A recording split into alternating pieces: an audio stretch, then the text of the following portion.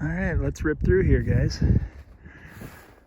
Lots more tracks after the cutting, that's for sure. Now I'm going to show you the design of this thing. I only have a couple of licking branches in here, and I only have them along the back side of this. We are currently walking straight north. Here's one of them. Oh, look at that. First two beds, 1 and 2. And then another licking branch right here. I only have licking branches along this trail because for a buck to check this bedding area, he can come right here, northwest wind in his face, and he's checking everything downhill.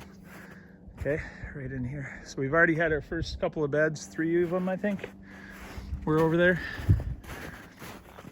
Now what's weird is I actually planned bedding down in here, right in there and then right over there. And they haven't been using those, but they liked right on the trail for some reason. So I'm still walking the buck trail, and then this one is one that everybody has checked on. And you're gonna giggle at this because it's just a little goofy. So I've got an old white oak branch there, and then we sistered up small grapevines to it and just made a braid, and every deer checked it. All of them are hitting it. So let's head down here and see what we have for beds. Again, the first 2 years I had this, I figured, well, there's got to be some bedding in here at some point. There's our first one. That'd be 4 now total. But there were no beds in here, none, 0. And there was one trail, walked right through the middle of it, and that was it. Now we've got trails everywhere that I cut in here with the whole design. We're trying to get them past the house. There we go. 5, 6. I don't know if I'm gonna miss any in here. And then underneath the snow here, we've got some red azure dogwood cuttings planted as well.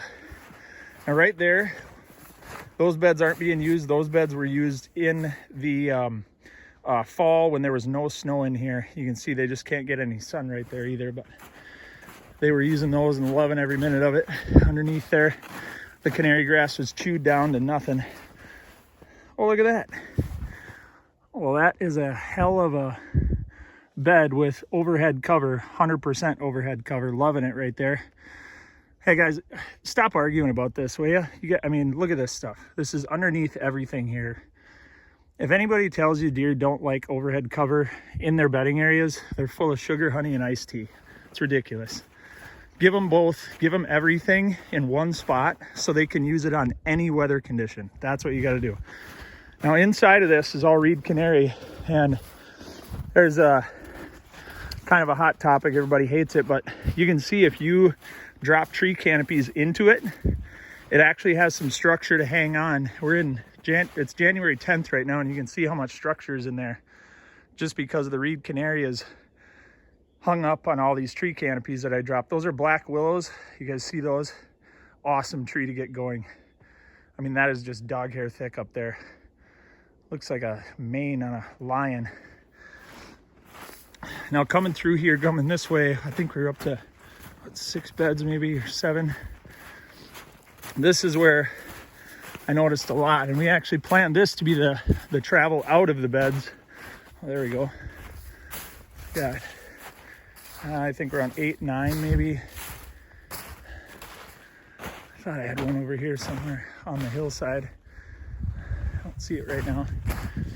This goldenrod absolutely exploded once I did a burn in here before cutting.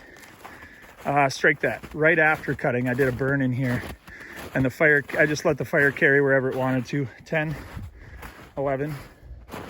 And then I hit it all with Roundup. I just fogged Roundup everywhere you see. And that was back in there where we had our first doe and fawn this spring. First fawn on the property.